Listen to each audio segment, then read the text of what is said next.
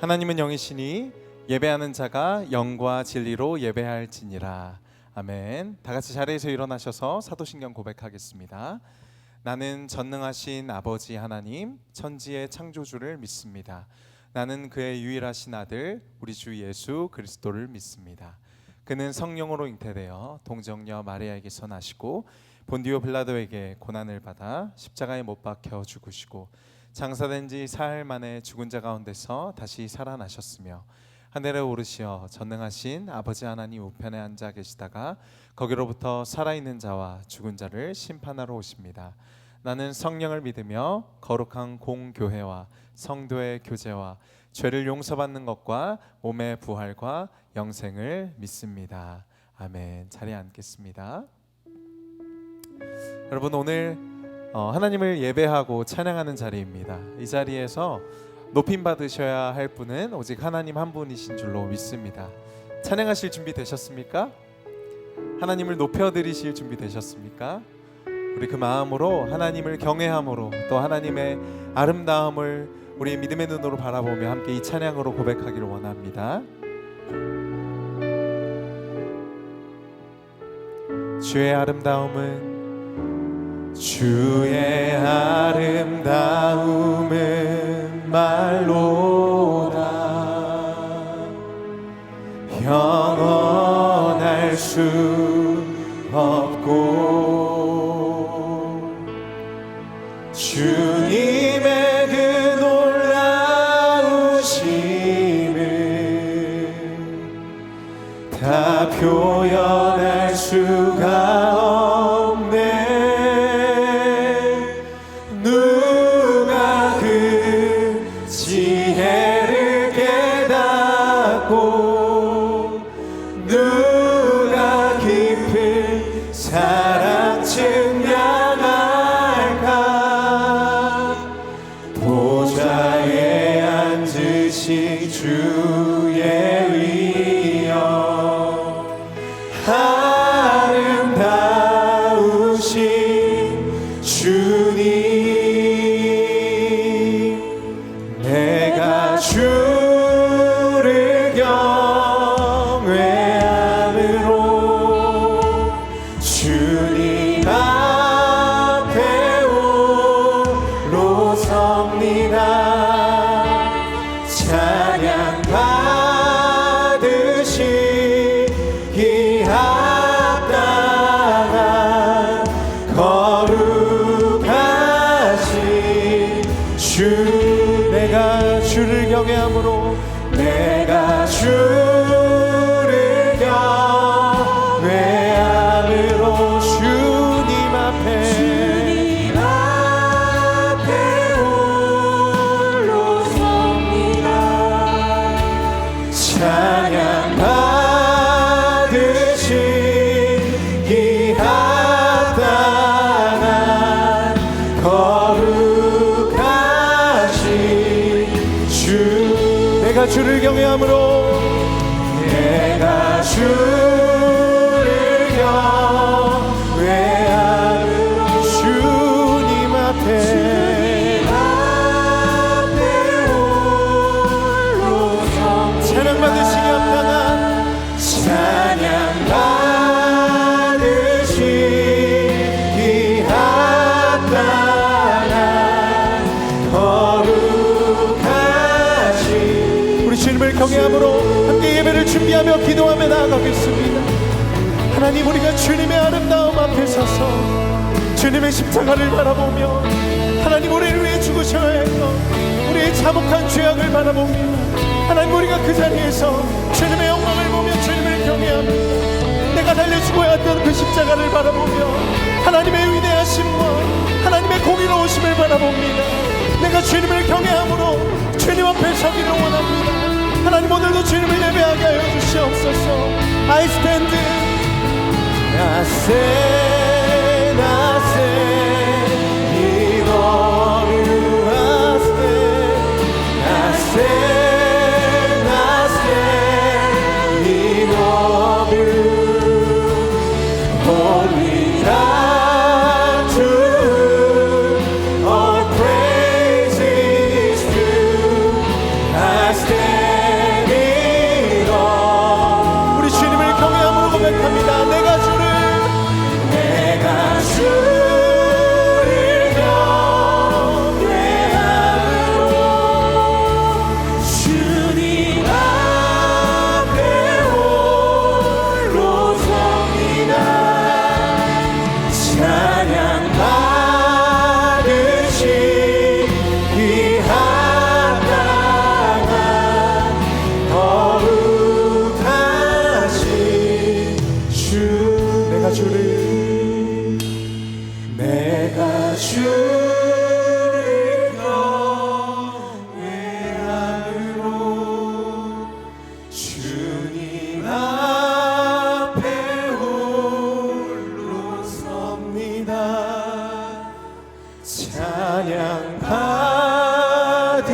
지키기 합당한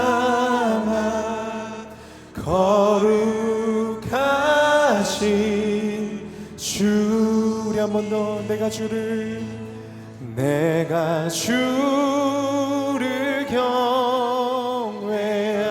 경외함으로 주님 앞에 홀로 서.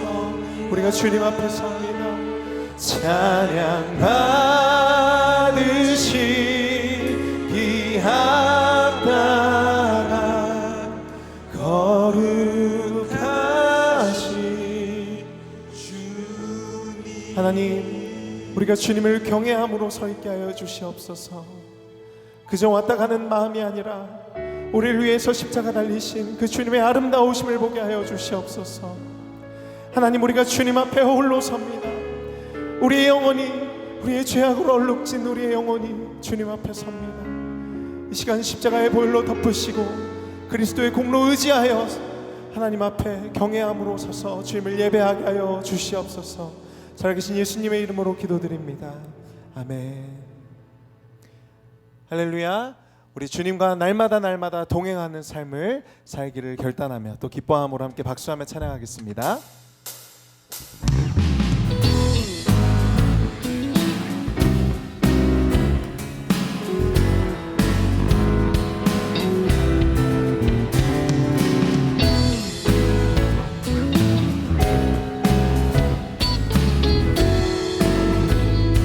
우리 함께 노래할까요? 주와 같이. 주와 같이 길 가는 것 즐거운 일 아닌가. 우리 주님 걸어가신 날 다치를 네, 한 번 더. 주와 같이. 주와 같이 길 가는 것 즐거운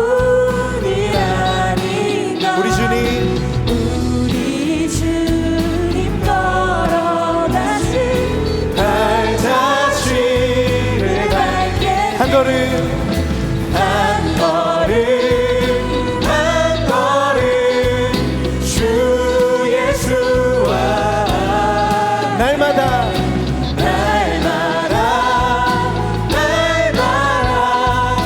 우리는 걷겠네.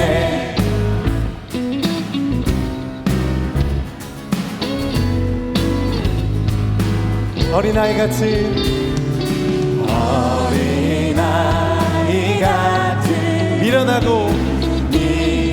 미련하고 약간한 주의 손에 이끌리어 생명길. 다시 한 번 더. 어린아이 같은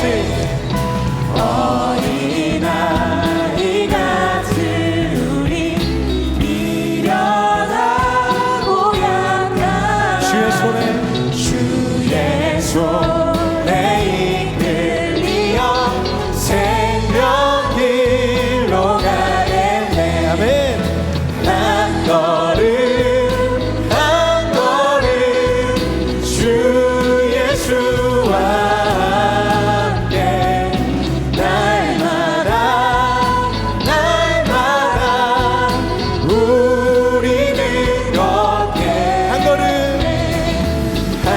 걸음 주님과 한 걸음 주 예수와 함께 날마다 우리는 걷게. 우리 박수로.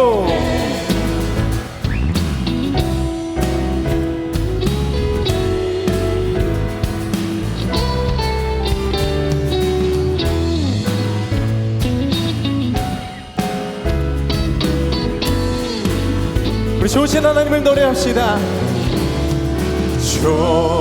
좋으신 하나님, 좋으신 하나님, 참 좋으신 나의 하나님. 좋으신 하나님, 좋으신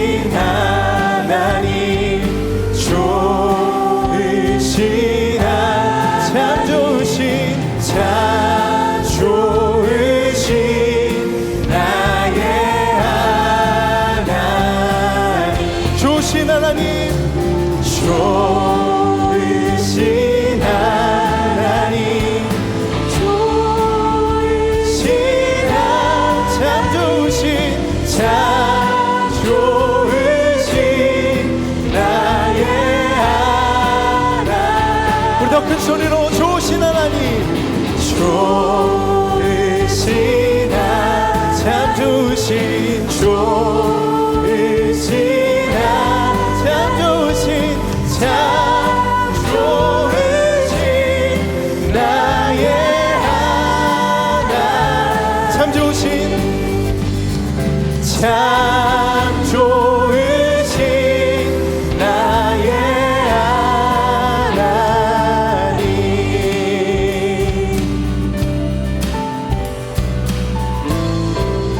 우리 좋으신 주님께 감사의 박수 올려드립시다.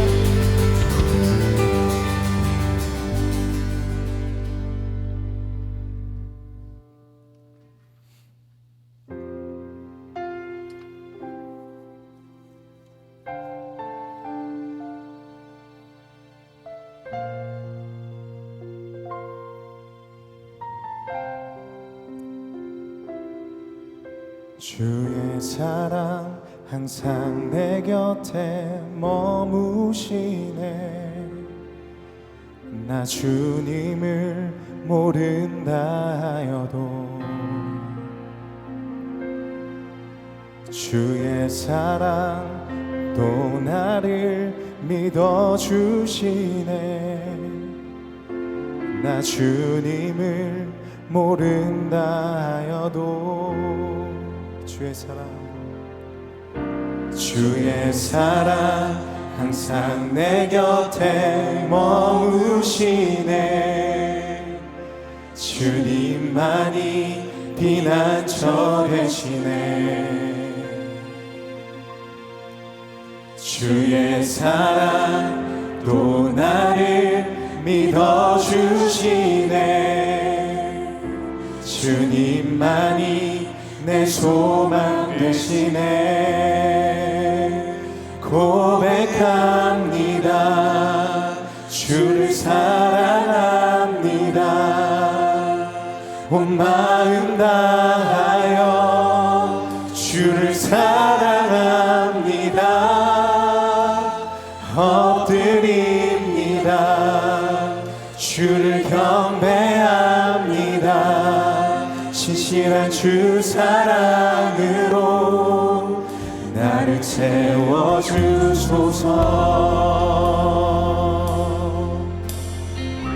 주의 사랑 항상 내 곁에, 주의 사랑 항상 내 곁에 머무시네. 나 주님을 모른다 하여도 주의 사랑 또 나를 믿어주시네. 나 주님을 모른다 하여도 주의 사랑 항상 내 곁에 머무시네. 주님만이 피난처 되시네. 주의 사랑 또 나를 믿어주시네. 주님만이 내 소망 되시네. 우리 함께 고백합니다.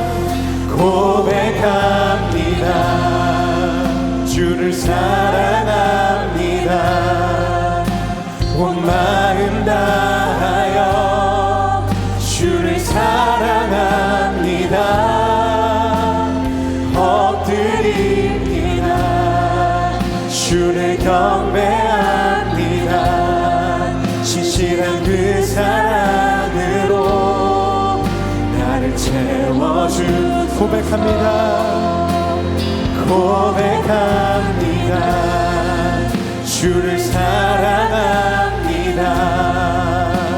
온 마음 다하여 주를 경배합니다. 엎드립니다. 주를 사랑합니다. 신실한 그 사랑으로 나를 채워주소서. 주의 사랑 날 포기치 않네. 변함없으신 그 사랑 나도 주님을 놓지 않겠네. 부족한 입술로 주 찬양하리라. 주의 사랑 날 포기치 않네. 변함없으신 그 사랑 나도 주님을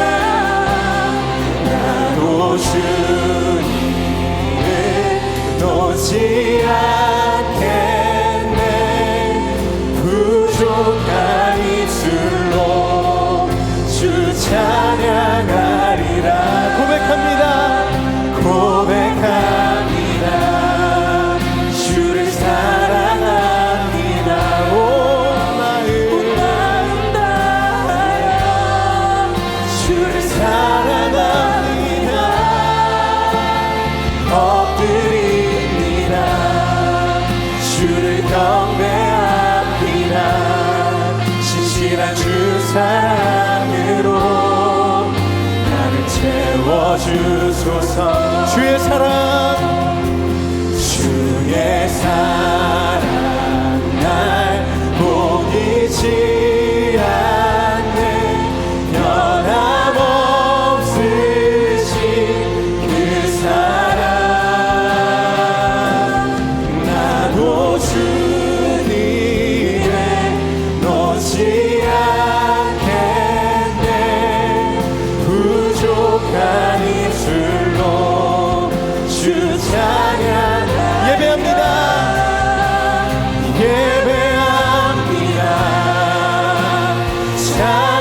찬양합니다.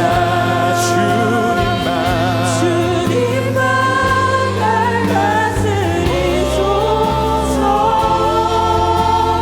예배합니다. 찬양합니다. 주님 홀로 높이. 우리 함께 손을 들고 고백합시다. 예배합니다. 찬양합니다.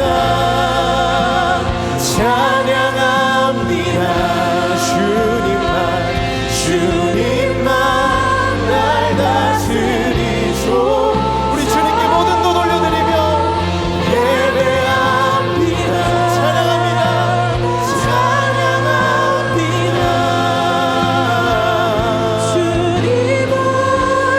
우리 다시 한번 전심으로 고백합시다.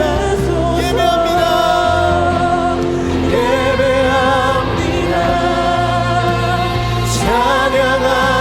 주님 이 자리에서 주님의 이름만 높임 받으시옵소서. 주님만 우리를 다스리시고 주님만 우리 예배를 홀로 높임 받아주시옵소서. 예배합니다. 찬양합니다. 주님 홀로 높임.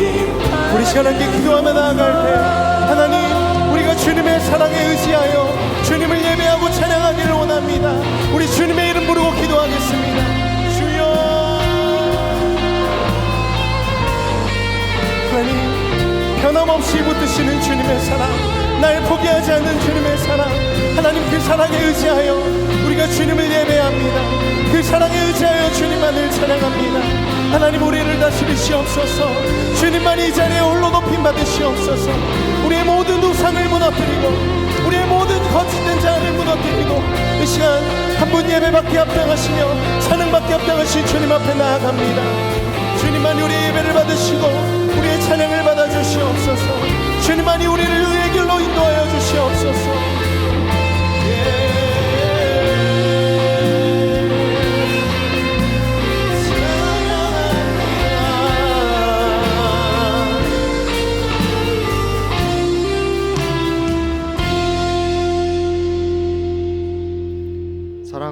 하나님 아버지, 하나님의 은혜로 새로운 2024년의 2분기를 맞이하게 된 것을 감사드립니다. 특히 올해는 어느 해보다 빠르게 다가온 부활절을 무사히 마치게 하심에 감사드립니다. 앞으로 더워지는 날씨 속에서도 성도들이 하나님과 함께 건강한 신앙생활을 할 수 있도록 도와주십시오. 말씀과 기도에 힘쓰고 성령님의 은혜를 구하며 하나님과 친밀한 관계를 이어나가는 시간을 가질 수 있도록 인도하여 주십시오. 교회 공동체 안에서 서로 격려하고 지지하며 함께 성장할 수 있도록 도와주십시오.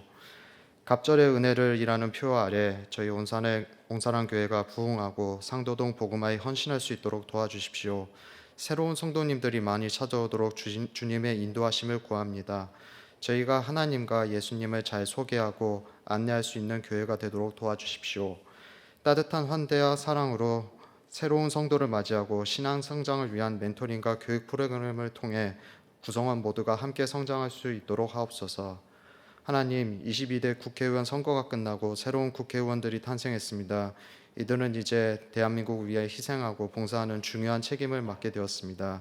이들에게 주신 책임의 막중함을 깨닫게 하시고 하나님의 뜻과 성도들의 소리를 듣는 지혜로운 지도자가 되도록 인도하여 주십시오. 그들이 정의롭고 평화로운 사회를 만들 수 있도록 능력을 허락하여 주시고 대한민국을 하나님께서 보시기에 아름다운 나라로 이끌어 갈 수 있도록 능력을 허락해 주십시오. 하나님 아버지, 아직 우리 주변에는 예수님을 받아들이지 않고 돌을 닦거나 깨달음을 얻어 스스로 구원해 얻고자 노력하는 사람들이 많습니다. 나보다 친구가 더 잘 나가는 고통, 미래가 안 보여서 고통을 외치며 이 또한 지나갈 것이라고 이야기합니다. 하지만 이런 가르침은 예수님을 따르는 우리에게 위험한 유혹이 될 수 있습니다. 우리가 다시 한번 생각하고 성경과 예수님의 말씀에 비추어 진리를 판단할 수 있도록 도와주십시오. 예수님께서는 내가 곧 길이요 진리요 생명이니 나로 말미하지 않고는 아버지께로 올 자가 없느니라고 말씀하셨습니다. 예수님 자신만이 하나님 아버지께 가는 유일한 길이라고 하셨습니다. 예수님 말씀에 따르면 우리는 예수님 없이 스스로 돌을 닦거나 깨달음으로 구원을 얻을 수 없습니다. 세상에서는 윤회라는 개념으로 삶과 죽음이 반복된다고 주장하고 카르마라고 불리는 착한 일과 나쁜 일을 통해 더 나은 존재 또는 열등한 존재로 죽음 이후에 다시 태어난다고 말합니다. 하지만 성경은 한 번 죽는 것은 사람에게 정해진 것이요 그 후에는 심판이 있으리라고 하고 말씀합니다. 또한 시편에서는 그들은 육체이며 가고 다시 돌아오지 못하는 바람임을 기록하셨습니다 라고 기록되었습니다. 이는 끊임없이 반복되는 윤회가 아닌 단 한 번뿐인 인간의 소중한 생명을 돌이키셔서 진노의 심판을 유예하는 하나님의 자비로운 모습을 보여줍니다. 만약 윤회설이 맞는다면 하나님은 단호히 심판을 내리고 예수님께서 직접 십자가에 가실 필요도 없었을 것입니다. 하지만 하나님은 사랑으로 심판을 돌이키시고 인간의 죄를 구원하기 위해 예수님을 십자가에 보내셨습니다. 하나님 아버지, 하나님의 말씀에 귀 기울이지 않고 스스로 구원을 얻고자 하는 사람들을 위해 기도합니다.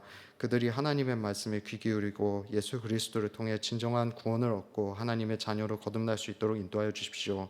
예수님을 만나 회심하며 하나님의 사랑을 경험하고 풍성한 삶을 살 수 있도록 인도하여 주십시오. 또한 하나님의 말씀에 충실하고 예수님을 따르는 우리에게 힘을 주시옵소서. 세상의 다른 신앙관 속에서도 우리의 믿음이 흔들리지 않고 하나님 뜻대로 살아갈 수 있도록 인도하여 주시옵소서. 우리가 세상에서 빛과 소금의 역할을 감당하여 하나님의 영광을 드러낼 수 있도록 도와주십시오. 그들에게도 하나님의 사랑을 전달할 수 있도록 인도하여 주시고 우리의 삶과 성경 말씀을 통해 그들이 하나님의 사랑을 느끼고 예수 그리스도로 돌아올 수 있도록 하시옵소서. 그들과의 대화 속에서 하나님의 말씀을 나누고 기도할 수 있도록 기회를 주시옵소서. 우리는 예수 그리스도의 부활하심을 통해 부활의 소망을 가진 성도입니다. 죽음의 권세를 이기고 부활하신 예수 그리스도 안에서 우리는 영원한 생명을 얻었습니다. 이 소망을 가지고 세상을 살아가는 우리에게 하나님께서 힘을 주시고 이 소망을 다른 사람에게 전달할 수 있도록 인도하여 주시옵소서. 하나님, 바쁜 생업 속에서도 오늘 예배와 말씀에 참여하는 성도들을 기억해 주십시오. 오늘 예배에 온전히 집중하여 하나님과 교제할 수 있도록 인도하여 주십시오. 지난 한 주간에 우리가 저지른 합당하지 못한 죄를 예수님의 보혈로 깨끗이 씻겨주시고 회복시켜 주십시오. 이번 예배를 인도하실 장원기 목사님에게 하나님의 은혜와 지혜를 허락하시옵소서. 말씀을 통해 영적으로 회복되고 세상에서 빛과 소금의 역할을 감당할 수 있도록 도와주십시오. 아직 믿지 않는 자들에게 예수 그리스도의 복음과 하나님의 사랑을 전할 수 있도록 인도하여 주십시오. 온 사랑교회의 표현인 갑절의 은혜를 기억하시고 풍성한 은혜를 허락하여 주십시오. 교회와 성도들이 하나님의 뜻에 따라 성장하고 변화할 수 있도록 인도하여 주십시오. 예수님께서 말씀하신 대로 우리의 기복하는 신앙보다 먼저 하나님 나라와 의를 구합니다. 하나님의 나라가 이 땅에 임할 때 자식에게 늘 좋은 것을 주시기 원하시는 아버지의 마음처럼, 가출하고 돌아온 탕자를 기쁘게 맞아준 아버지처럼 하나님께서 우리에게도 필요한 모든 것을 주실 것이라고 믿습니다. 오늘 우리가 예배 후에 살아갈 날에도 하나님의 나라와 하나님의 마음이 이 땅에 임하기를 소원합니다. 하나님의 의가 이 땅을 통치하고 하나님의 사랑과 정의가 이 세상에 가득하기를 기도합니다. 우리의 삶과 일에 하나님의 뜻을 구하고 하나님의 나라를 위해 헌신할 수 있도록 인도하여 주십시오.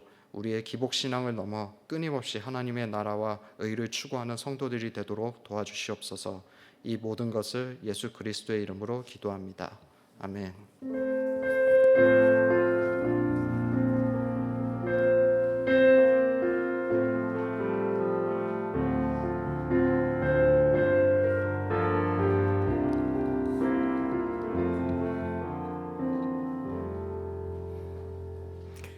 오늘 주실 말씀 보겠습니다. 데살로니가전서 5장 1절에서 11절 말씀입니다. 데살로니가전서 5장 1절에서 11절 말씀을 한 절씩 교독하여 읽겠습니다. 형제들아, 때와 시기에 관하여는 너희에게 쓸 것이 없음은 주의 날이 밤에 도둑같이 이를 줄을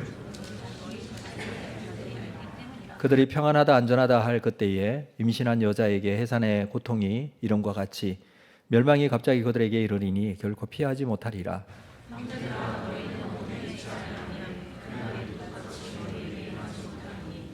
너희는 다 빛의 아들이요 낮의 아들이라. 우리가 밤이나 어둠에 속하지 아니하나니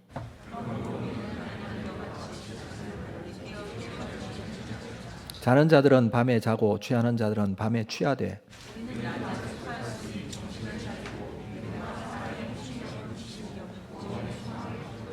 하나님이 우리를 세우심은 노하심에 이르게 하심이 아니요 오직 우리 주 예수 그리스도로 말미암아 구원을 받게 하심이라.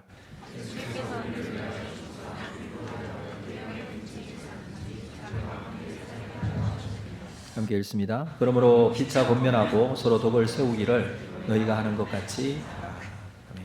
준비하신 헌금 하나님께 드리겠습니다.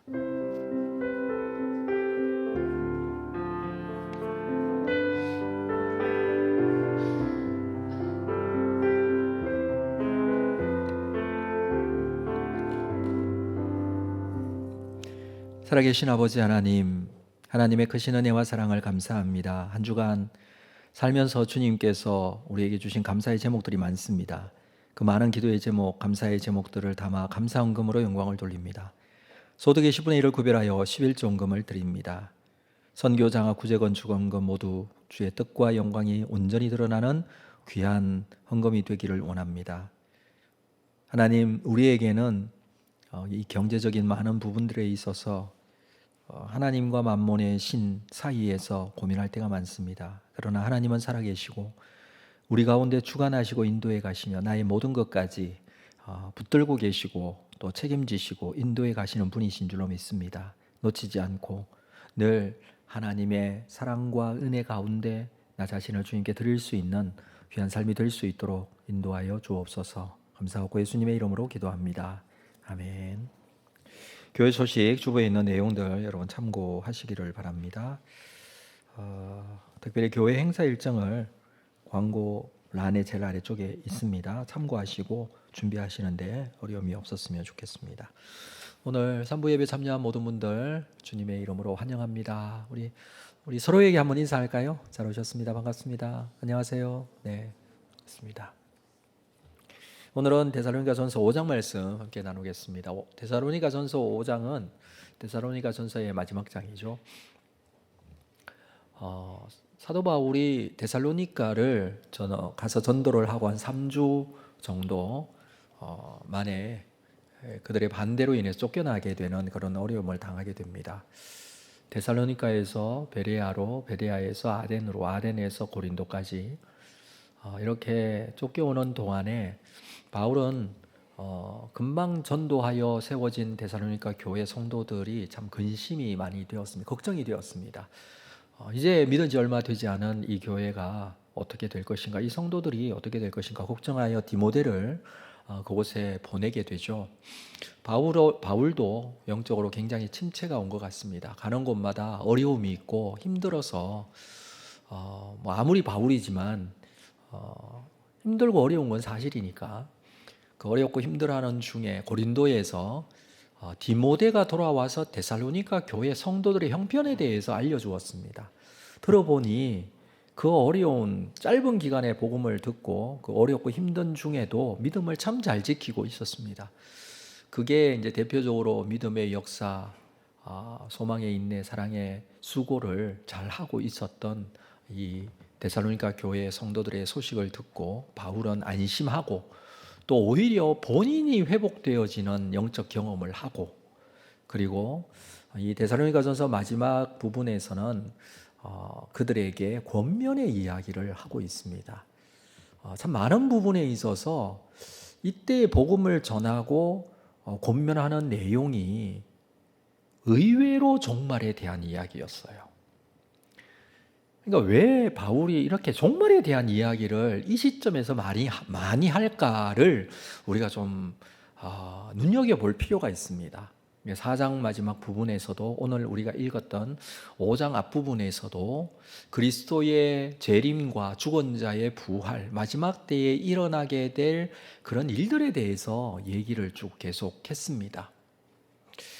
특별히 죽은 자들은 죽는 것으로 끝나는 것이 아니라 다시 일어나게 될 것이다. 언제 일어나느냐 하면 주님 다시 오실 때.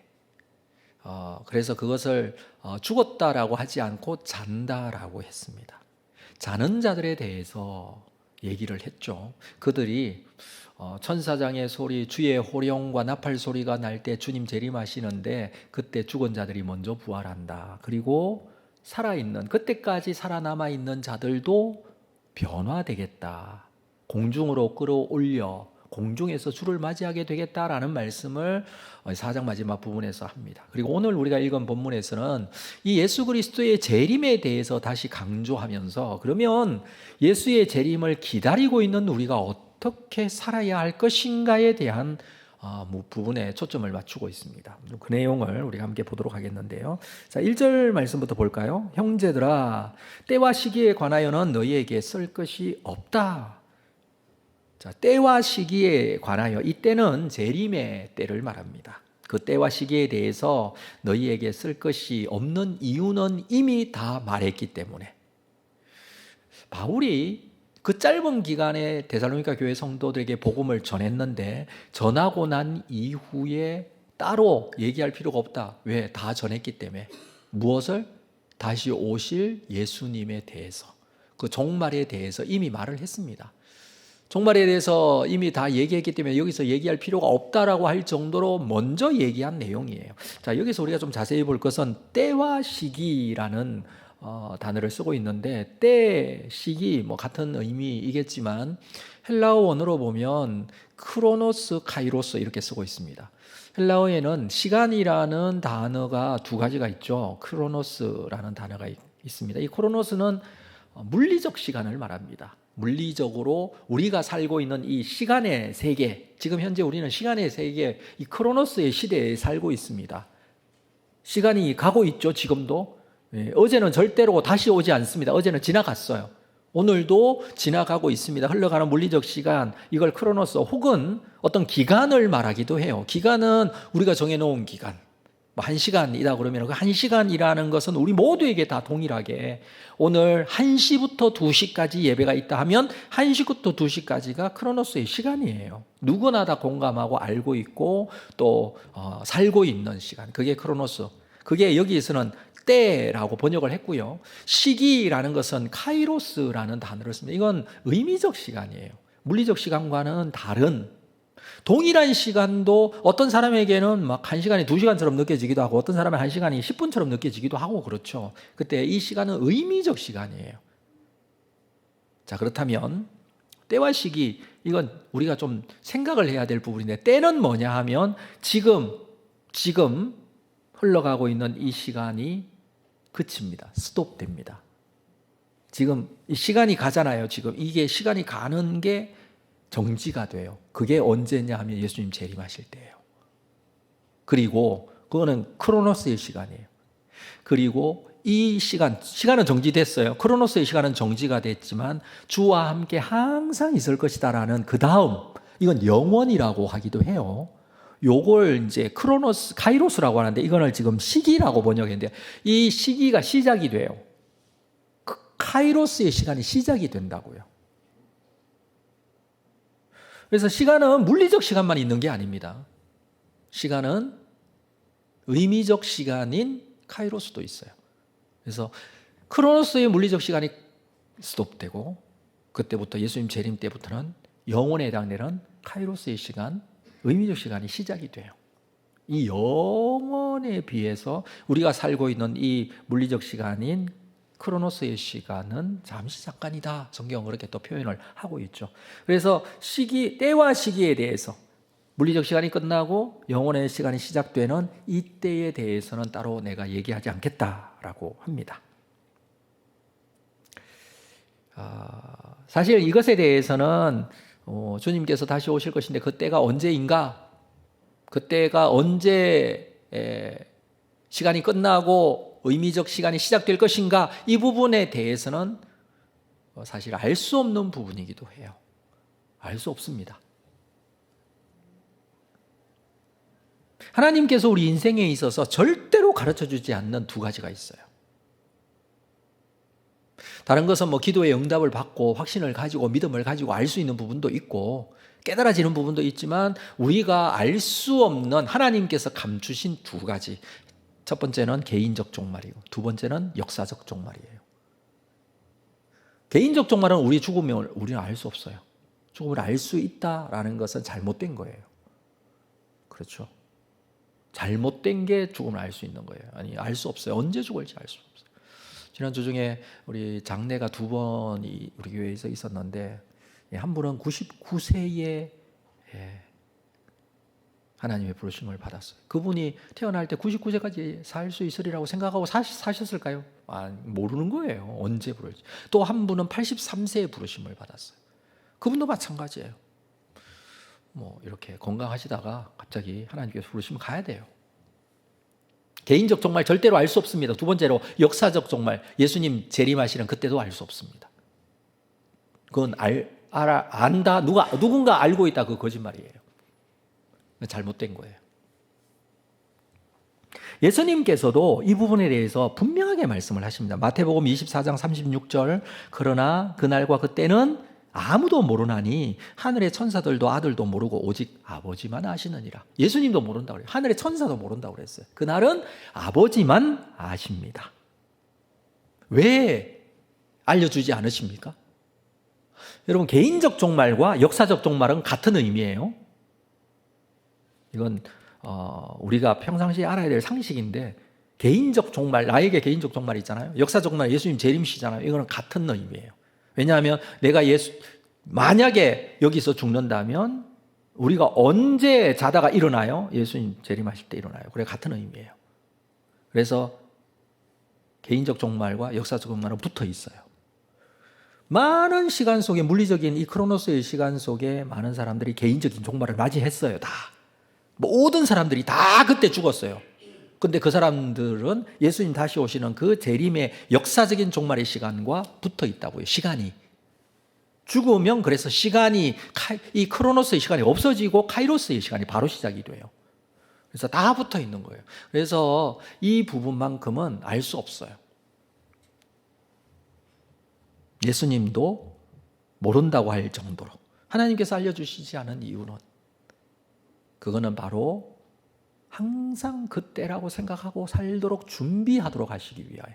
만약에 시간이 정해져 있다면 여러분 절대로 그때까지는 죽지 않는다. 내가 몇 세에 몇 월 며칠까지 내가 살아있다라고 한다면 우리 어떻게 살까요? 상상해 볼 수 있겠죠. 어떻게 살까요?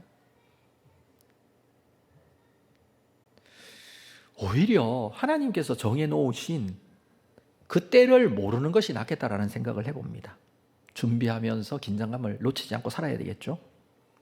그래서 2절에 보면 주의 날이 밤에 도둑같이 이를 줄을 너희 자신이 자세히 알기 때문이다.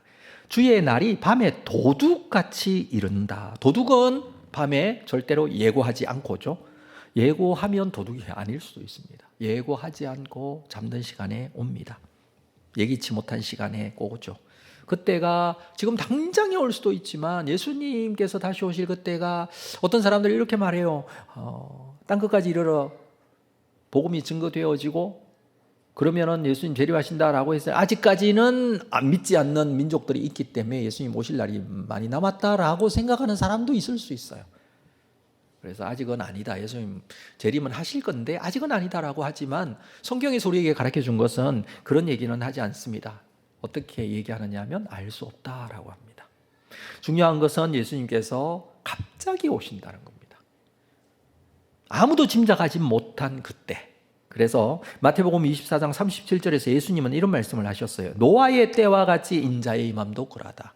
노아의 때, 노아의 홍수 때. 그 홍수 때를 생각하게 해보면 노아의 그 방주를 지었고 홍수가 일어났는데, 홍수가 일어나기 직전까지 사람들은 그냥 일상을 살았고 또 홍수가 날지도 몰랐습니다. 그래서 노아 이외에는 그것을 준비하지 못했습니다. 38절, 홍수 전에 노아가 방주에 들어가던 날까지 사람들이 먹고 마시고 장가들고 시집가고 있다 그랬습니다. 39절, 홍수가 나서 그들이 다 멸하기까지 깨닫지 못하였다. 이들이 홍수가 나고 그 홍수가 비가 계속하며 오므로 홍수가 나고 다 멸하여 죽기까지 깨닫지 못했습니다. 그런데 인자의 임함도 그러하리라 라고 했죠. 자, 생각해 보십시오. 노아가 홍수가 날 것을 알고 하나님의 메시지를 듣고 사람들에게 전했습니다. 그리고 방주를 만들었습니다. 근데 그걸 듣지 않고 사람들은 시집가고 장가가고 자기 할 일을 다 하고 살았어요. 근데 홍수가 났어요. 비가 내리고 홍수가 났죠. 끝난 게 아니에요. 뭐냐 하면 홍수가 났다라는 것은 구원과 심판이 있었다는 뜻입니다. 노아의 8가족은 구원받았어요. 나머지 사람은요, 홍수에 다 멸망당했어요. 죽었어요. 이 두 가지가 같이 있는 거예요. 구원과 심판이 같이 있는 거예요. 인자의 임함도 그러하다. 예수님 다시 오시면, 예수님 재림의 목적이 뭐냐 하면 구원과 심판이에요. 예수님 다시 오시면 시간에 이 우리가 살고 있는 현 세상은 끝이 나지만 구원받을 자는 구원이, 심판이 있을 자는 심판이. 노아의 홍수 때에도 홍수가 나서 구원받는 자는 구원이, 심판받는 자는 심판이 있었습니다. 그때까지 노아는 뭐 했습니까? 방주를 만들었어요. 방주를 만든 것 자체가 홍수를 예고하고 있는 행위이죠. 만약에 바닷가에 배를 짓는다면 사람들은 뭐 당연하다 그렇게 생각을 했을 것입니다. 근데 이 노아는 방주를 산 위에다가 지었어요. 그리고 그때 당시로는 엄청난 규모 크기의 배를 산에다가 지으니까 많은 사람들이 알게 되잖아요. 도대체 왜 산에다가 배를 짓느냐. 그건 미친 짓이라고, 이해가 되지 않는 행동이라고. 아마 노아에게 물었을 거예요. 왜 여기다가 배를 짓냐. 자기 전 재산을 다 투자해서 이 일을 하고 있으니, 무슨 정부에서 돈을 대주면서 지으라는 것도 아니고 자기가 모든 것들을 다 쏟아부었잖아요. 거기다가 배만 지었잖아요. 배만. 한 일은 배만 지은 거예요. 그래서 사람들이 물었겠죠. 왜 짓냐고. 노아가 뭐라고 그랬을까요? 하나님께서 죄인들을 심판하러 홍수로 심판하신다고 얘기했겠죠. 내가 배 짓는 이유를 얘기했겠죠. 하나님께서 홍수로 이 세상의 모든 죄인들을 심판하실 것이다. 그러니까는 회개하고 돌아오라고. 그 이야기를 들은 사람들이 어떻게 했다고요? 미쳤다고 생각, 미친 사람의 말이라고 생각하고 듣지 않았다는 거예요. 그리고 준비도 전혀 안 한 거예요. 만약에 그게 사실로 믿어졌다면 그들도 방주를 만들든지 배를 짓든지 했겠죠. 그런데 주님 재림의 때에도 이와 같은 현상이 있을 것이다. 인자의 임함도 그러하리라. 이렇게 말씀을 합니다. 그리고 또 하나 40절 계속 이어서 주님의 말씀을 보겠습니다. 그때에 두 사람이 밭에 있음에 한 사람은 데려가고 한 사람은 버려둠을 당하고, 두 여자가 맷돌질을 하고 있음에 한 사람은 데려가고 한 사람은 버려둠을 당할 것이라 라고 합니다. 홍수가 다 멸하기까지 깨닫지 못했어요. 모든 사람이 홍수로 인하 다 죽기까지 사람들을 알지 못했어요. 무슨 말입니까? 예수님 다시 오실 때도 우리가 예수님의 다시 오심에 대해서 깨닫지 못할 수가 있어요. 그 시간이 다 됐는데도 불구하고 모를 수 있다는 거예요. 근데 갑자기 와요. 근데 그때 뭐 하고 있느냐? 이 본문에서는 뭐라고 하고 있었습니까? 이 사람들은 두 사람의 밭일을 하고 있었어요. 근데 한 사람은 데려감을 당하고 한 사람은 버려둠을 당합니다. 또 한 경우에는 맷돌질을 하고 있었어요. 한 여자는 데려감을 당하고 한 여자는 버려둠을 당합니다. 우리가 예수님 다시 오실 때 뭘 하고 있을까요? 뭐 이러고 있겠죠. 밭일을 하거나 맷돌질을 하거나 뭔가 자기 일들을 하고 있을 것 같아요. 그렇습니다. 예수님 다시 오실 때까지 우리가 해야 될 일은 우리에게 주어진 우리가 감당해야 될 일들을 해야 돼요. 그게 직장일 수도 있고요. 그게 가정일 수도 있고요. 내가 존재하는 그 자리, 그 위치에서 내가 감당해야 될 일들이 있겠죠. 그 일을 해요. 중요한 것은 동일하게 두 사람이 밭일을 하고 있는데 한 사람은 데려감을 당하고 한 사람은 데려감을 당하지 못했어요. 맷돌질을 두 사람이 하고 있었어요. 두 사람이 맷돌질을 이렇게 같이 한다고 생각해 보십시오. 근데 한 사람은 데려감을 당하고 한 사람은 버려둠을 당했다. 그 일을 하고 있는 것이 중요한 것이 아니고 어떻게 했느냐가 중요한 거죠. 어떤 마음으로 했느냐. 만약에 오실 날이 얼마 남지 않았다고 생각하며 주님 재림을 기다리면서 우리가 그때가 올 것이다라고 준비하면서 곧 올 것이다라고 생각하면서 잘못된 일은 하지 않겠죠. 안 해야 되겠죠. 그렇죠? 밭일은 할 수 있고 맷돌질은 할 수 있지만 일의 종류를 한번 우리가 생각해 보면 좀 극단적으로 생각을 해보면 허랑방탕한 일은 해서는 안 되겠죠. 예수님 다시 오셨어요. 근데 그 일을 하고 있다면, 그 잘못된 일을 하고 있다면, 어떤 사람이 도둑질을 하고 아주 나쁜 도둑질을 하고 있다고 생각합시다. 두 사람이 같이 도둑질을 하고 있다고 해서 예수님 재림할 때 한 사람은 데려감을 당하고 한 사람은 버려둠을 당할까요? 아니라고 생각해요, 저는. 나쁜 강도짓을 하고 있고 사람들을 막 죽이는 일을 하고 있고 진짜 천하에 해서는 안 될 일을 하고 있다고 생각을 합시다. 그 일을 하고 있는데 예수님 재림하셨어요. 그럼 한 사람은 데려감을 당하고 한 사람은 버려둠을 당할까요? 그렇지 않아요. 무슨 뜻이냐 하면 우리가 일반적으로 생각할 때 우리가 감당해야 될 일들이 있어요. 그건 교회 안에서만 하는 일이 아니에요. 우리 일상생활 속에서 평상시에 하는 모든 일들이에요. 그러나 그 하는 모든 일들 속에서도 언제나 예수님 다시 오실 것을 생각하면서 그 일을 하자는 거예요. 기다리면서 그 일을 하자는 거예요. 그러면 우리가 뭘 해야 될지가 좀 선명해지지 않나요? 내가 무슨 일을 해야 된다 할까? 이 생각을 우리가 할 때에 이 예수님 재림에 대해서 생각합니까? 그거 완전히 배제시키고 생각합니까? 완전히 배제하고 예수님 오시는 거하고 전혀 상관없는 어떤 일의 선택을 한다면 뭐 도둑질도 될 수 있고 강도질도 될 수 있겠죠. 그러나 예수님 예기치 못한 그 시간에 옵니다. 그때 왔을 때 뭘 하고 있을까 정말 중요한 것 같아요. 뭘 하고 있을까? 잘못된 일을 하고 있으면 정말 낭패를 당하겠죠. 자, 그것을 비교를 해놨는데 3절을 볼까요? 그들이 평안하다 안전하다 할 그때에 임신한 여자에게 해산의 고통이 이런과 같이 멸망이 갑자기 그들에게 이르겠다. 결코 피하지 못하리라. 여기 그들이라고 했어요. 그죠? 그들.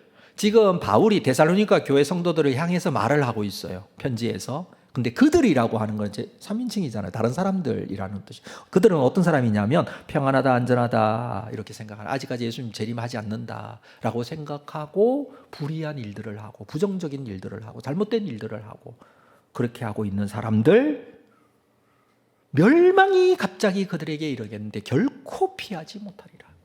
멸망이 갑자기 이르러요. 무엇과 같이? 임신한 여자에게 해산의 고통이 이런 것과 같이. 여성분들 중에 임신해서 출산해 보신 분들은 아시겠지만 그렇잖아요. 생각해 보면 알 수 있잖아요. 예정일이라는 게 있어요. 출산 예정일. 이제 병원에 가면 의사가 계산을 해서 이렇게 가르쳐 주지만 뭐 이 시대 때에 그때도 예상은 했겠죠. 임신 기간을 대충 알고 있으니까 언제부터 생각해서 이렇게 이때쯤 될 것이다라고 알 수 있겠지만 이게 언제 태어날지는, 언제 진통이 시작될지는 몰라요. 근데 언제쯤인 거는 알아요. 그래서 임신한 여자는 어떻게 해요? 그때가 됐어요. 이제 달이 찼어요. 막달이 됐어요. 그러면 준비를 해요. 출산 준비를 해요. 병원 갈 준비를 해놔요. 제가 아는 어떤 분은 그러시더라고요. 가방을 싸놨다고. 그래서 진통이 오면 바로 들고 가려고 이렇게 준비를 해놨다 그러더라고요. 근데 막달이 되어서 이제 진통이 올 것을 기대하면서 준비하고 있는 사람이 무슨 해외여행을 가고 그러지는 않잖아요. 좀 관악산에 등산을 하겠다 이러지는 않잖아요. 그렇죠. 준비하고 있잖아요, 지금. 예수님의 오심이 언제일지 모르니까 그 준비를 해라라는 거예요. 갑자기 진통이 올 수 있는데 그때 준비되지 않고 평안하다, 안전하다 이런 사람은 어떻게 된다고요? 네, 멸망이 갑자기 그들에게 임하게 된다. 임신해서 시간이 채워지면 무조건 출산해야 돼요. 기간이 되거나 기간이 뭐 하루 이틀 지나더라도 마찬가지예요. 출산해야 돼요. 그래도 여기 남겨둘 수는 없어요. 뱃속에 계속 있을 수는 없어요. 출산해야 돼요. 때가 반드시 온다는 것입니다. 예수님의 재림도 반드시 예상치 못한 시간에 오게 될 것이다. 그래서 준비해야 돼요. 여러분, 우리는 예수 그리스도의 재림, 그 때를 준비해야 돼요. 제가 말씀드렸다시피 이 역사적 종말과 개인적 종말은 같은 의미라고 말씀드렸어요. 준비해야 돼요. 우리 언제 올지 몰라요. 준비를 해야 되는데 기억해야 될 게 있는데 4절 볼까요? 형제들아 너희는 어둠에 있지 아니하며 그날이 도둑같이 너희에게 임하지 못하겠다. 여기는 형제들아 너희는 그랬어요. 너희는 3절에서는 그들이라고 했죠. 그들 맞죠? 3절에서는 그들은 어떤 사람이에요? 준비하지 못한 사람들. 근데 너희는 누구예요? 데살로니가 교회 성도들 2인칭으로 쓰고 있죠. 너희는 어둠에 있지 않다. 그날이 도둑같이 너희에게 임하지 못한다. 그들은 어둠에 있지 않아요. 어둠에 있지 않다는 게 무슨 뜻이냐면 깨어 있다는 뜻이에요. 무슨 의미라고요? 깨어 있다는 거예요. 깨어 있으면 어둠에 있지 않는 거예요. 시기가 밤이어도 깨어 있으면 어둠에 있지 않는 거예요. 깨어 있는 사람에게는 그래서 예수님의 재림이 도둑같이 임하지 않아요. 예수님의 재림이 도둑같이 온다 그랬잖아요. 어떤 자에게? 그들에게. 그들은 누구예요? 평안하다, 안전하다 하고 잠자고 있는 자들. 영적으로 잠든 자들. 그들에게는 예수님의 재림이 도둑같이 임해요. 예상치 못한 시간에 와요. 근데 준비하고 있어요. 준비하고 있으면 그들에게는 어둠에 있지 않기 때문에 그날이 도둑같이 임하지는 않아요. 왜? 준비하고 있으니까. 자, 5절 볼까요? 너희는 다시 얘기합니다. 다 빛의 아들이요 낮의 아들이요. 어둠에 있지 않기 때문에 빛의 아들 낮의 아들입니다. 우리가 밤이나 어둠에 속하지 아니하였다. 자, 중요한 것은 바울이 데살로니가 교회 성도들에게 말하는 것은 우리가 가지고 있는 정체성, 우리는 밤에 속한 자가 아니다. 우리는 빛의 아들이다. 우리는 낮의 아들이다. 우리는 깨어 있다라고 말합니다. 잠자는 자들은 어떻다고요?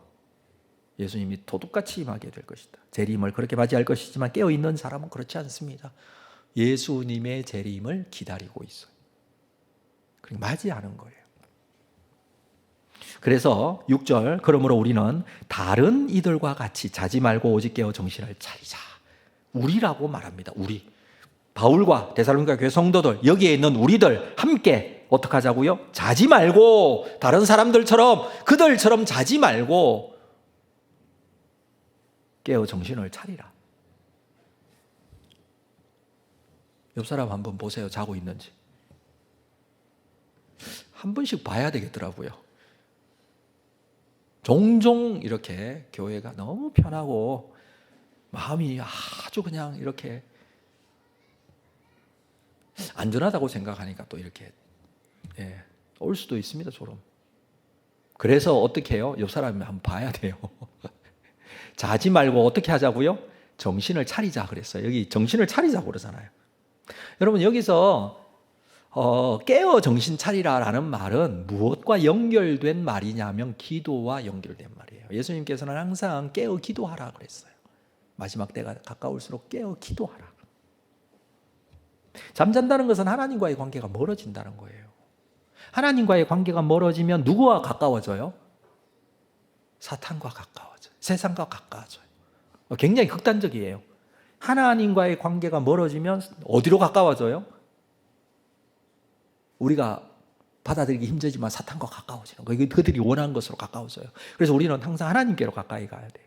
굉장히 어떤 분은 이걸 싫어하더라고요. 왜 하나님과 조금 멀어졌다고 해서 사탄과 가까워지냐고, 이렇게 극단적이고 흑백 논리에 빠져 있냐고. 성경은 흑백 논리예요. 왜냐하면 글자는 까만색이고 종이는 하얀색이기 때문에. 흑백이잖아요. 무슨 말이냐면 천국 아니면 지옥이에요. 하나님 아니면 사탄이에요. 성경은 분명해요. 이게 정확해요. 그래서 하나님과의 관계가 자꾸 멀어진다. 이거 누구와 가까워지는 거예요?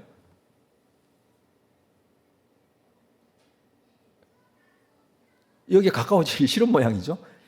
그럼 누구와 가까워져야 돼요? 하나님과 가까워져요. 무엇을 통해서? 깨어 정신을 차리라는 것은 기도예요. 누구에게 기도해요? 기도는 하나님께 하기 때문에 그래요. 여러분, 기도를 하찮게 생각하거나 등한시하거나 쉽게 생각하지 마세요. 성도가 깨어있는 것은 기도예요. 기도의 시간을 가지는 거예요. 정해진 시간도 가지시고 일상생활 속에서도 일상적인 삶에서도 가지시고. 베드로 사도는 베드로전서 4장 7절에서 이렇게 말했습니다. 만물의 마지막이 가까이 왔으니 그러므로 너희는 정신을 차리고 근신하여 기도하라. 정신 차리고 기도하라. 이렇게 말해주고 있습니다. 우리가 정말 애써야 할 부분이에요. 구원은, 신앙은 여러분 하나님께서 주시는 은혜로 우리가 구원을 받고 우리의 믿음으로 말미암아 하나님의 자녀가 되고 크신 사랑으로 함께하는 거 너무나 좋잖아요. 그래서 너희는 빛의 아들이다, 너희는 낮의 아들이다 라고 그렇게 말해줘. 이 정체성을 가지는 거 정말 필요해요. 그런데 이것은 우리가 가져야 될 것이지만 두 번째로 해야 될 게 있어요. 애써야 돼요. 뭘 애써야 돼요? 정신 차리고 기도해야 돼요. 신앙은 여기까지 포함하는 거예요. 복음은 정체성을 가지는 것으로 끝내는 게 아니라 정신 차리고 깨어 기도하는 것까지 포함하는 거예요. 이거 애써야 된다고요. 신앙은 애쓰는 부분이 없을 수가 없어요. 하나님과의 올바른 관계를 위해서 기도해야 합니다. 낮의 아들 빛의 자녀가 된 여러분, 기도하셔야 돼요. 기도해야 돼요. 정신 차리고 기도해야 돼요. 자, 7절 볼까요? 자는 자들은 밤에 자고 취하는 자들은 밤에 취합니다. 8절 같이 읽겠습니다. 8절 말씀 같이 읽습니다. 시작. 우리는 낮에 속하였으니 정신을 차리고 믿음과 사랑의 호심경을 붙이고 구원의 소망의 투구를 쓰자. 뭐 호심경, 투구 이런 것들은 군사가 무장하는 그런 것들인데 이 싸움이 영적 전쟁터와 같은 싸움이기 때문에 이 군사의 무장을 얘기를 하는 거예요. 호심경이라는 것은 이 갑옷의 앞부분, 이 가슴을 보호하는 굉장히 중요한 부분을 보호하는 이게 호심경이라고 하거든요. 혹은 흉배라고도 하기죠. 여기다가 앞부분 여기. 그리고 투구는 머리에 쓰는 거잖아요. 그래서 이 두 가지 무장은요, 가슴을 보호하고 머리를 보호하는 거예요. 생각해 보니까 우리의 인체 중에 중요한 부분이 가슴과 머리더라고요. 다른 부분도 있지만 이 부분은 특별히 보호가 되어 있어요. 보호가. 가슴, 심장이 있는 부분에 뭐가 보호가 되어 있어요? 여기에 뼈가 있잖아요. 뼈, 가슴, 이 갈비뼈가 딱 있잖아요. 이 안에 있잖아요. 그래서 가슴 뼈가 있어요. 이 갈비뼈로 보호하고 있어요. 머리에 뇌 중요하잖아요. 뇌 굉장히 중요한데 여기는 뭐가 보호라면 머리뼈가 보호를 하고 있어요. 그리고 머리뼈 바깥에 뭐가 있냐면 두피가 있어요. 여러분, 사람의 두피가 생각보다 두꺼워요. 제가 여기를 다쳐봐서 하는데 완전히 이게 확 찢어졌거든요. 근데 이게 일어났어요. 이만한 거 벌어졌어요. 근데 이만한 거 두꺼워요. 머리가 굉장히, 머리뼈까지는 한참 들어가요. 우리 딱딱하니까 머리가 돌이다 뭐 이렇게 얘기해서 머리뼈가 바로 있는 줄 알지만 머리뼈가 바로 있지 않고 여기 두피가 굉장히 두껍게 있고 그 안에 또 머리뼈도 있고, 무슨 말이냐면 이 뇌를 굉장히 보호를 잘하고 있어요. 머리가 보호를 하고 있어요. 넘어지고 부딪혀도 막 박치기를 해도 머리가 이 보호를 하고 있거든요. 그럼에도 불구하고 전쟁터에서는 뭘 써요? 투구를 써요. 머리를 보호해요. 왜? 그만큼 중요해요. 그리고 이 보호가 여기까지, 목까지 이렇게 보호할 수 있도록 해주죠. 자, 이 지금 8절을 자세히 보면 호심경 투구를 얘기하는데 그 앞에 중요한 단어들이 있는데 이렇게 말하고 있습니다. 정신을 차리고 믿음과 사랑의 호심경이라고 했고요. 그리고 구원의 소망의 투구를 쓰자. 이렇게 말하고 있어요. 여기서 우리가 익숙한 단어 3가지가 나와요. 믿음이 나오고 소망이 나오고 사랑이 나와요. 우리가 잘 알고 있는 믿음, 소망, 사랑, 이걸 기억을 하시라고 제가 말씀을 드리는 거예요. 믿음과 사랑의 호심경, 가슴을 보호하는 믿음과 사랑의 호심경, 구원의 소망의 투구. 이 투구는 소망이라고 말해주고 있어요. 이 3가지가 굉장히 중요하다는 것입니다. 여러분, 신앙에 있어서 큰 주제 중에 하나가 믿음이에요. 누구를 향한 믿음이에요? 하나님을 향한 믿음이에요. 신앙의 시작이에요. 우리의 믿음의 시작은 하나님에 대한 믿음에서 시작이 돼요. 하나님은 어떤 분이신가?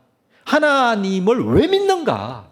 하나님은 나의 구원자가 되시고 나의 아버지가 되시고 나를 지금도 붙들고 계시고 나를 지금도 사랑하시고 말씀 속에서 우리가 확인하고 이것에 대해서 믿음을 가지는 거예요. 내가 믿음이 있다? 무슨 믿음이 있냐면 내가 생각하기에는 이게 아니에요. 하나님은 이런 분이다라는 믿음을 가지는 거예요. 그래서 믿음의 호심경이라고 그랬어요. 자, 믿음을 가지면 하나님을 믿잖아요. 그러면 자연스럽게 따라오는 게 있어요. 그게 뭐냐면 하나님에 대한 사랑이에요. 믿음이 없으면서 하나님 사랑한다? 그건 말이 안 되죠. 믿음이 있기 때문에 하나님이 어떤 분이신가에 대한 믿음이 있기 때문에 난 하나님을 사랑해요. 그 하나님을 사랑하는 사랑의 힘과 능력으로 누구를 사랑하냐면 이웃을 사랑해야 돼요. 그리고 장차 우리에게 주어질 영원한 나라에 대한 소망을 가지고 현재를 사는 거예요. 그래서 믿음, 소망, 사랑을 얘기를 하는데 이것을 9절, 10절, 11절에서 얘기를 해주고 있어요. 그걸 한번 정리하고 마무리하도록 하겠습니다. 9절 말씀 볼까요? 하나님이 우리를 세우심은 노하심에 이르게 하심이 아니요 오직 우리 주 예수 그리스도로 말미암아 무엇을 받게 하려 하심이라? 구원을 받게 하심이라. 예수 그리스도로 말미암아 구원을 받는다. 이게 하나님에 대한 믿음. 믿음으로 시작된다 그랬죠? 예수 그리스도를 믿음으로 말미암아 구원을 받는다. 구원에 대한 믿음을 딱 가지는 게 하나님 이 신앙의 출발이에요. 그리고 2번째 10절 예수께서 우리를 위하여 주고사 우리로 하여금 깨어있든지 자든지 자기와 함께 살게 하려 하셨느니라. 예수 그리스도와 함께 살게 되는 것, 이거는 천국에 대한 소망이에요. 소망을 가지는 거예요. 지금 살지만 우리가 믿음을 가지고 지금 살지만 어디를 보고 살아요? 예수 그리스도 다시 오셔서 영원한 천국에서 영원히 살게 될 소망을 가지고 살아요. 함께 예수님과 함께 있는 게 천국이에요. 천국은 뭐 배가 부르고 아프지 않고 건강하고 눈물이 없고 이게 아니고 예수님과 함께 있는 곳이 천국이에요. 하나님 나라잖아요. 하나님과 함께 있는 게 천국이에요. 그 천국을 소망하면서 살아요. 그리고 현재를 그때까지 기다리면서 믿음을 가지고 어떻게 사느냐 하면 사랑하며 살아요. 11절 마지막으로 볼까요? 그러므로 피차 권면하고 서로 덕을 세우기를 너희가 하는 것 같이. 너희가 하는 것 같이. 데살로니가 교회 성도들이 하는 것 같이 너희는 뭐 하라고요? 피차 권면해라. 피차 뭐 하라고요? 덕을 세워주라. 누구에게? 서로. 신앙은 극히 개인적이지만 이것을 함께 이루어 나갈 수 있어야 돼요. 이게 교회 공동체로 부르신 이유예요. 신앙은 혼자 신앙생활을 하면 되겠지라고 생각하지만 절대로 그렇지 않습니다. 절대로 그렇지 않아요. 그래서 우리가 함께 서로 권면할 수 있어야 돼요. 서로가 함께 서로 덕을 세워야 돼요. 함께 있는 이유가 그래요. 정신 차리고 있는 사람이 있어야 돼요. 우리 공동체 내에 100% 모든 사람이 다 정신 차리면 좋기는 하겠지만 그럴 수는 없잖아요. 한 번은 어떤 사람이 힘들고 어떤 사람이 잠자고 어떤 사람이 절망하고 두려움에 빠져있고 이럴 수 있거든요. 그럴 때 옆에 있는 정신 차리고 있는 사람이 권면해 줘야 돼요. 위에서 기도해 줘야 돼요. 이게 공동체의 모습이에요. 서로에게. 그래서 서로 피차 권면이라고 말합니다. 서로 깨워줘야 됩니다. 덕을 세워야 됩니다. 사랑이 있기 때문에 가능한 일입니다. 믿음, 소망, 사랑을 가지고 주님의 재림을 우리가 대비할 수 있어야 됩니다. 그 때와 시기는 아무도 모릅니다. 그러나 그 때를 기다릴 수 있는 힘은 하나님께서 주셨어요. 그것을 하나님을 향한 믿음, 영원한 천국에 대한 소망, 현재 이웃을 사랑하는 사랑의 힘으로 우리가 주님을 기다리면서 함께 아름다운 공동체 내에서 우리가 아름답게 함께 주님의 재림을 기다리고 함께 천국에 이르는 놀라운 은혜의 역사가 있어야 될 줄로 믿습니다. 이 은혜 함께하는 여러분 되시기를 주의 이름으로 축복합니다. 우리 자리에서 일어나시겠습니다. 작고 약한 내 모습, 기댈 곳도 없는 나를 위로하시려 교회를 세우셨네.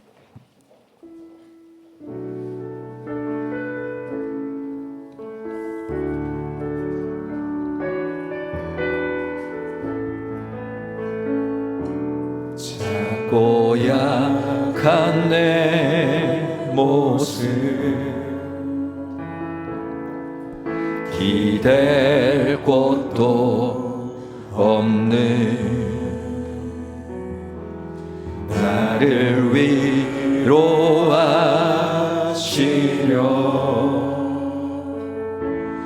교회를 세우셨네. 주님은 다 아시네. 주님은 다 아시네. 내가 넘어질 것도 그런 나를 위하여 교회로 세우셨네. 우리 모여 사랑할 때,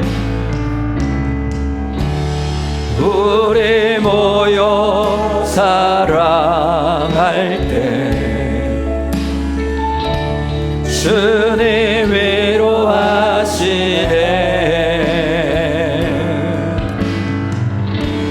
우리 함께 기도할 때 회복을 이루시네. 너를 위해 기도해. 눈에 보이지 않아도 주가 이루어 가심을 믿네. 주께서 세우신 이 교회와 하나 되게 하심을 마음 다해 힘써지기. 너를 위해 기도해. 너를 위해 기도해. 눈에 보이지 않아도 주가 이루어 가심을 믿네. 주께서 세우신 이 교회와 하나 되게 하심을 마음 다해 힘써지키리라. 우리 함께 기도하고 예배를 마치겠습니다. 오늘 말씀 생각하시면서 하나님을 향한 믿음 놓치지 않게 하시고 천국에 대한 소망 놓치지 않게 하시고 우리 사랑하는 형제자매 이웃들, 우리 함께 공동체된 우리의 지체들 사랑하는 마음 놓치지 않도록, 그리하여 주님 다시 오심을 기다릴 줄 아는 자가 되게 하시고 우리 공동체 내에서 서로 권면하며 위로하며 세워주며 서로 덕을 함께 나누며 함께 주님의 다시 오심을 기다릴 줄 아는 믿음의 공동체가 되게 하여 주시옵소서. 서로를 위하여 기도하고 세워주는 믿음의 사람들이 되게 하여 주시옵소서. 우리 두 가지 기도의 제목으로 함께 기도합니다. 거룩하신 아버지 하나님이 오늘도 주신 이 말씀을 다시 한번 붙듭니다. 주님께서 마지막 주님 다시 오실 그때를 기대하며 주님의 사랑의 능력으로 주님 앞에 거룩하게 서 나가기를 원합니다. 하나님, 우리가 서로 권면하며 기도하고 세워주며 하나 되고 하나님의 놀라우신 사랑으로 주장하시고 붙잡아 주실 줄로 믿습니다. 주님께서 온전히 다시 한번 이 마음의 확신과 믿음으로 주님 앞에 나아가기에 부족하지 않도록 인도하여 주시옵소서. 주님께서 이 일들을 우리에게 맡겨주셨으니 주님의 뜻을 이루어가게 하여 주시옵소서. 우리가 위하여 기도하며 주의 뜻을 위하여 믿음 앞에 온전히 다시 한번 세워나가기에 부족하지 않도록 하나님 우리를 붙잡아 주시옵소서. 하나 된 아름다운 사랑의 마음과 확신이 서로에게 대한 권명과 덕을 세우는 일이 되게 하여 주시옵소서. 주께서 세우신 이 교회와 하나 되게 하심을 마음 다해 서지키라.